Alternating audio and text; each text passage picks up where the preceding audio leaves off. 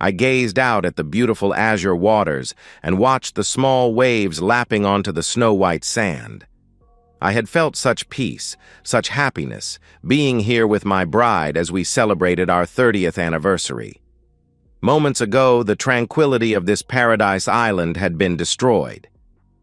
"Mary, let me get this straight," I said, struggling to keep my voice calm. "We are here celebrating our 30th wedding anniversary on this romantic island, and you're telling me you want to spend the night with another man? How can you even ask me such a question?" "Mark, honey, don't be that way," Mary replied. "You know I love you more than anything. I just want to do this for John and Amy. I know you were just as moved by their story as I was. It would be just one night. One night to bring a little bit of happiness to an old man who is dying and lonely. And besides, it's not like you will be left all alone. I've seen the way you look at Amy. She is a beautiful young woman." "Yes, Amy is a beautiful young woman," I said firmly. "But she is not my wife. I know she wants you to be with her father and is willing to be intimate with me to seal the deal. But she is not my wife. I have never cheated on you, and until 5 minutes ago, I believed you would never cheat on me." "I have never cheated on you. Mark and I never will," Mary insisted. "That's why we're having this conversation. Amy and I talked about this all afternoon while you and John were out on the jet skis. She knows how lonely John has been since he lost his wife 3 years ago. Now, with his diagnosis, he has less than 6 months to live. Mark, she just wants him to enjoy the pleasure of a woman one more time before he's too sick to do so." "But why you?" I asked.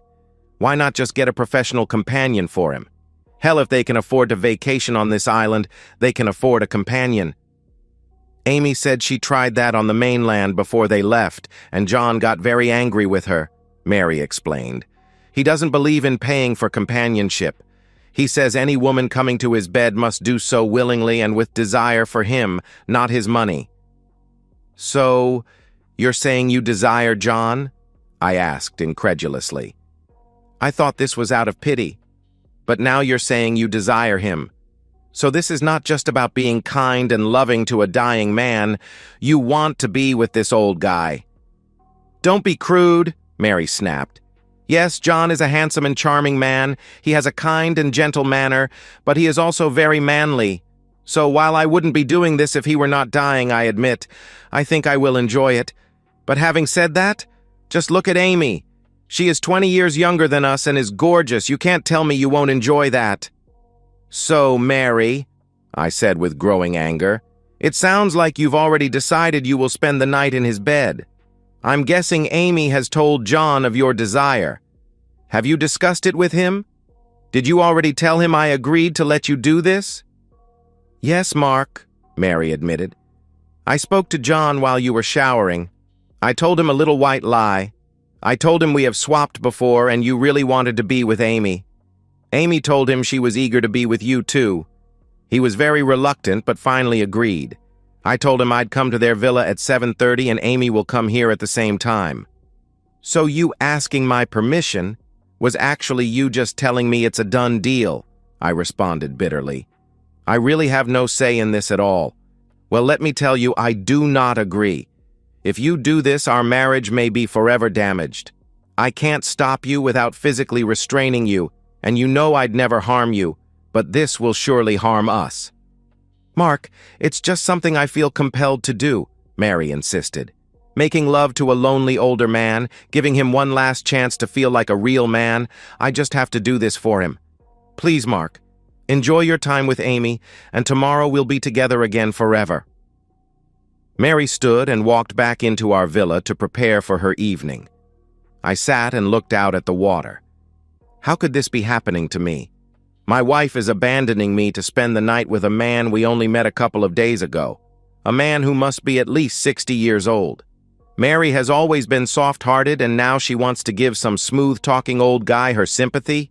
No, that's just her justification. She digs this old charmer and is using his diagnosis as an excuse to be with the guy. Well, I'm not going to make it easy for her. I got up and marched into the villa. Mary was dressed in a light summer dress and sandals. I could smell the expensive perfume I'd given her before we left home. She was putting her second diamond earring on. "Stop!" I shouted. "I bought you those earrings as an expression of my love for you, not to make you look good while you cheat on me. Take them off! And you're not wearing the perfume I bought you. Wash it off immediately. It's bad enough you are humiliating me and betraying me tonight. I'll be damned if you're going to do it while wearing my anniversary gifts."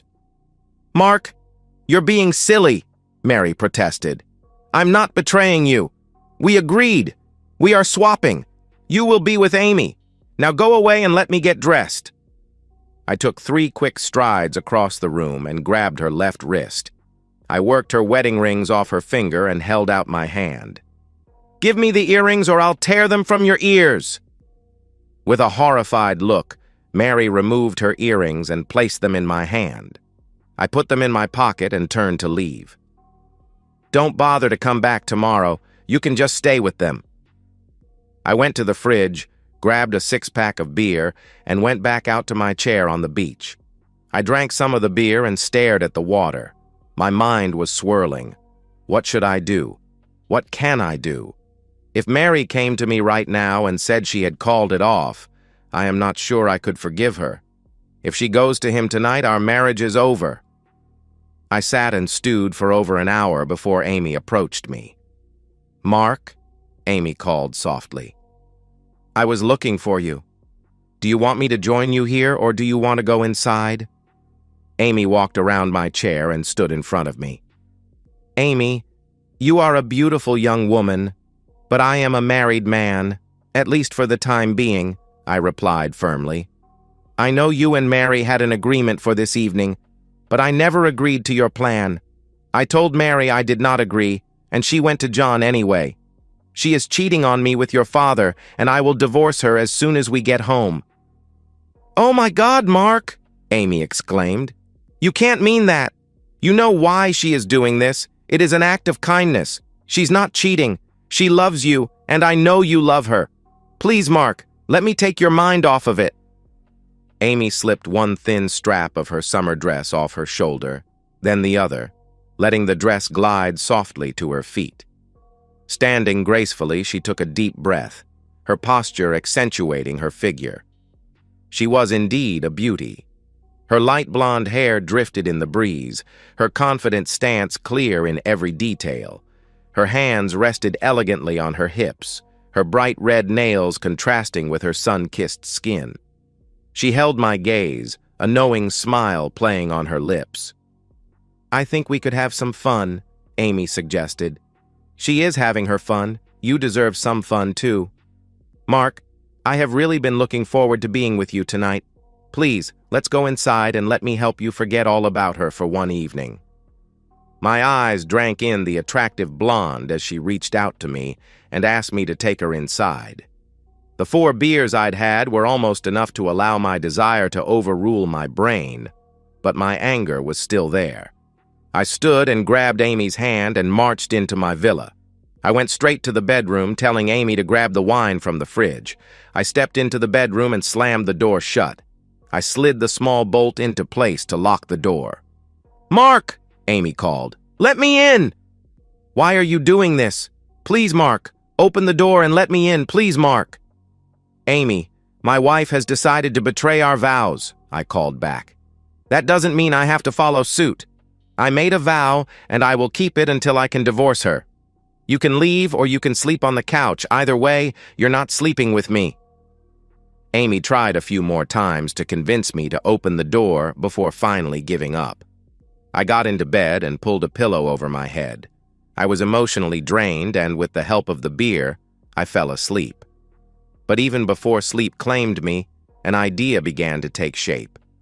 Something about Amy's desperation to be with me felt off. John's sad story, the convenient timing, Amy's instant attraction to a man 30 years her senior, it all seemed too convenient. If I was being played, I would make damn sure everyone involved paid for it. I awoke to more pounding on the bedroom door. "Mark, open up, let me in! Mark!" This time the voice belonged to my unfaithful, soon-to-be ex-wife. She pounded on the door. "Mark, honey, please open the door. We need to talk. We need to put this all behind us. Please, Mark. I love you. I know I've hurt you. But it's over now, and we can be together today. Please, Mark. This is our last day on the island. I want to spend it with you, my husband, the only man I've ever loved." The bright, late morning sun filled the room. My head ached a little, and the pounding on my door didn't help it at all. I got out of bed, went to the door, and threw the bolt open. Mary burst into the room and came rushing up to hug me. I stiff-armed her and pushed her away. "Don't touch me!" I shouted angrily.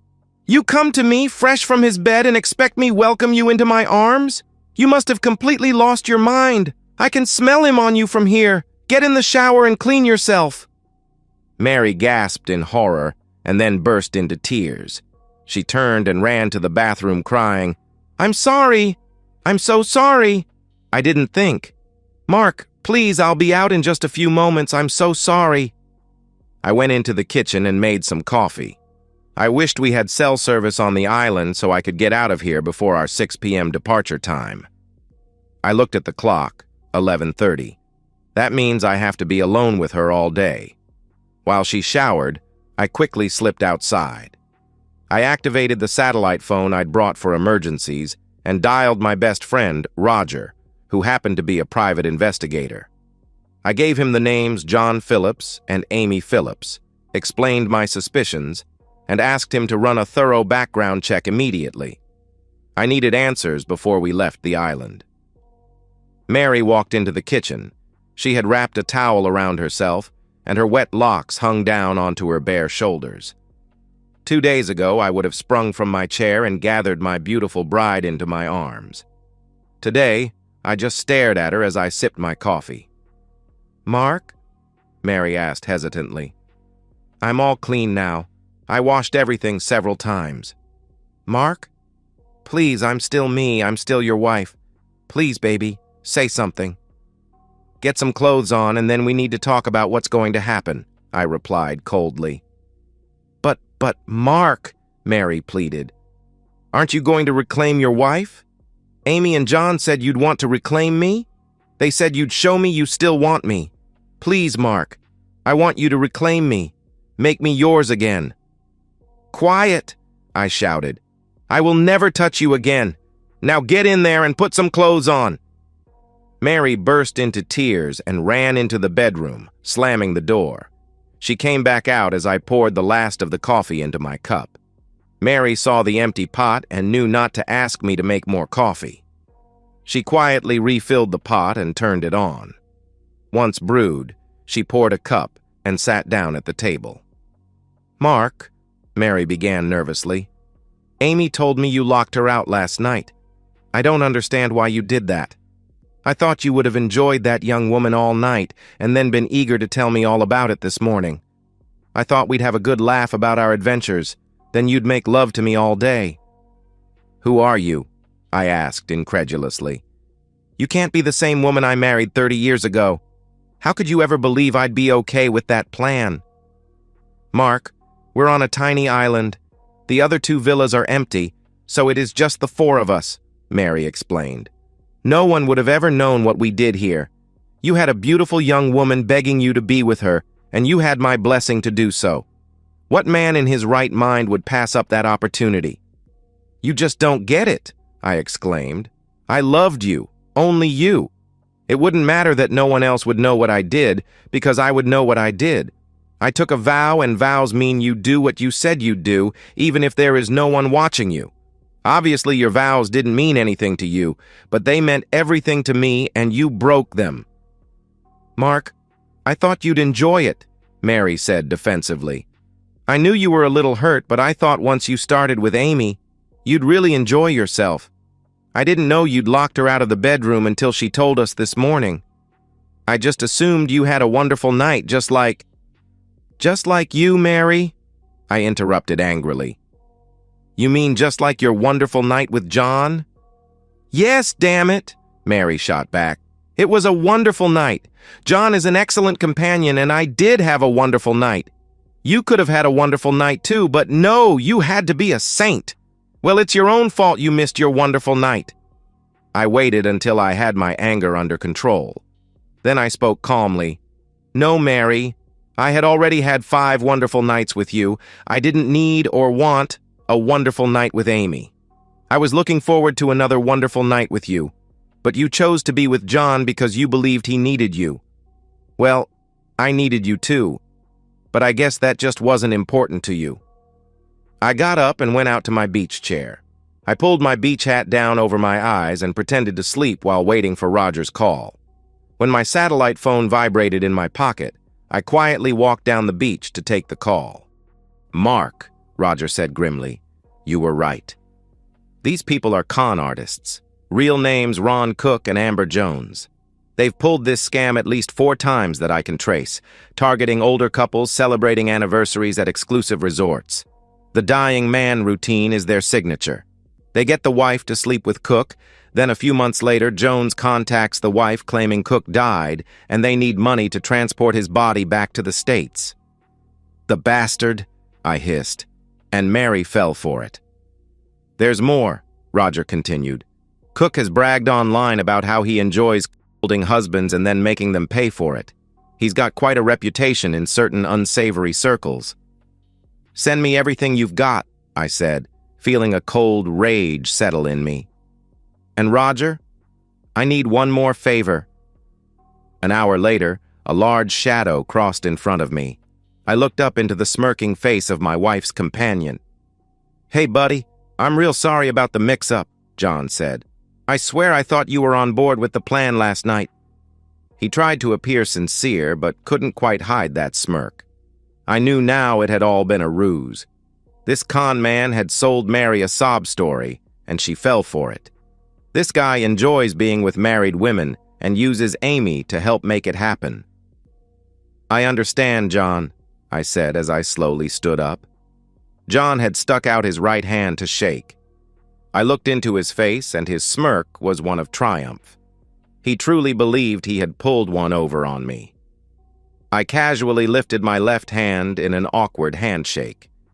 John shifted his eyes to my left hand. I brought my right fist up from below my right hip and drove it into his throat. Instantly, John grabbed at his throat with both hands and staggered back. I stepped forward and kicked him forcefully between the legs. John dropped to his knees, and I slammed an elbow into the side of his head. I thought seriously about dragging his limp body down into the water, but then I heard Mary scream. I turned and saw her running toward me. She ran right past me to the unconscious man sprawled on the beach. "Oh my God! What have you done? Oh, John, are you all right?" Mary cried, lightly slapping John, urging him back to consciousness. I had to laugh. She was slapping him quite near where I smashed him with my elbow. I figured that had to hurt. Too bad. I walked back up to the villa and went inside to get a beer and a spot of lunch. I sat on the porch and watched Mary and Amy help the bulky John stagger back to his villa. When he got near, he turned to look at me. The smirk of triumph was gone. In its place, I saw only fear. I didn't see Mary until just before the island boat arrived. She quickly packed her things and bustled them down to the pier. When we got on the boat, Amy and Mary talked to a crewman, and I assumed he used the radio to contact the mainland because we were met by a uniformed policeman of some sort. "Mark and Mary Stevens?" the officer asked. I nodded. "Please come with me." We followed the man into a small office, and he pointed to a couple of chairs. We sat, and he offered us a drink before becoming serious. "I understand you had a run-in with Ron Cook and his friend Amber Jones," the officer stated. "No, officer, you have it wrong," Mary protested. "They are the Phillips, John and his daughter Amy." She glared at me. "Oh, those were the names they used this time?" the officer asked skeptically. "I beg your pardon, officer. John and Amy are my new friends, and my husband attacked poor John for no reason whatever," Mary insisted. "Madame, do me a favor and be quiet," the officer said firmly. "I want to talk to Mr. Stevens, and I don't want to be interrupted." I laughed. "Please call me Mark. Now, how can I help you, officer?" "Mark, I think you must have figured out Cook's game, and that's why you expressed your displeasure during your conversation," the officer suggested. You could say that, I replied with a cold smile. My friend sent over quite a file on Mr. Cook and Miss Jones. The gentleman laughed. Well, Mark, this is the 5th time Cook has run this game on some gullible tourist. At least it's the 5th one we've learned about through some sort of complaint or altercation. I have no idea how many times he actually got away with it. I understand the next step is for Miss Jones to contact your wife in a few months and tell her Cook passed away. She will then ask the wife for some money to help get Cook's body back to the States to be buried next to his late wife. Wow, that's a bigger con than I realized, I said. He cons the wives into being with him and then gets his accomplice to con them for some cash. Quite a scheme. Yes, but thanks to you, I'm guessing he will be retiring from the game, at least at our resort, the officer noted. In fact, we've got enough evidence from prior victims to press charges, should you want to be a witness. So who is Jones? She is obviously not his daughter, I asked. Amber Jones was a dancer in a club in Miami when Cook met her, the officer explained. He had just won a small lottery prize and convinced her he was very wealthy. She traveled around with him for a while until he hit on this scam, and now that's pretty much all they do. She wants to be an actor and thought this would help her learn. Cook just loves betraying the husbands and then having their wives send Amber some of their money. He bragged it was like having the husbands pay him for being with their wives. At this point, Mary, who had tears sliding down her face, began to sob. Oh my God, I am so stupid. I gave up my husband for a lie. Mrs. Stevens, you are not the first woman to be conned by these two, the officer said sympathetically. I have 2 other ladies that want to press fraud charges against Cook and Jones. Now, Mr. and Mrs. Stevens, if you wish to forego pressing charges, I think I can persuade Mr. Cook to do likewise. In any event, your plane leaves in the morning, and once you're in the air, you are out of my jurisdiction. I looked at Mary, who nodded and said, I just want to go home. Please, Mark, just take me home. But I had different plans. Actually, officer, I'd like to press charges. In fact, I'd like to make sure these 2 never pull this scam again. Mary's eyes widened in horror. Mark, please, I just want to forget this ever happened. That's the difference between us, Mary, I said coldly. You want to forget. I want justice. The next morning, before our flight home, I met with the officer and the resort security team. They had found evidence of Cook and Jones scamming multiple couples, and I signed the necessary papers to join the case against them. Mary refused to cooperate, but my testimony would be enough. Once home, my revenge plan truly began. I had served Mary with divorce papers before we even reached our house. She begged, pleaded, and promised to do anything to save our marriage, but my mind was made up. Mark, please, she sobbed on our first night home. I made a terrible mistake. I was manipulated. Yes, you were, I agreed calmly, because you wanted to be. Because some part of you wanted that night with him, con or no con. What Mary didn't know was that Roger had helped me secure the services of the best divorce attorney in the state, one who specialized in infidelity cases. We had already moved significant assets, all legally but strategically, to protect what I'd built over 3 decades. I also had something more. During our marriage, Mary had insisted on handling all our charitable donations. I discovered she had been skimming from these accounts for years to fund a secret shopping addiction. Designer clothes hidden at her sister's house, jewelry in a safety deposit box I knew nothing about. Roger's investigation had uncovered it all. I shared the evidence of her financial misconduct with our children before Mary could spin her version of events. I wasn't vindictive. I simply told them the truth. About the island, about the con, and about the financial deception going back years. They were stunned but ultimately supportive of me. The divorce was brutal. When Mary's financial improprieties were presented in court, she lost any chance at spousal support or an equal division of assets. The judge awarded me 80% of our estate. Her reputation in our social circle was ruined when the details of both her island adventure and her financial duplicity came to light. 6 months after our divorce was finalized, Mary was living in a small apartment, working a retail job, and being shunned by most of our friends. Meanwhile, I was rebuilding my life.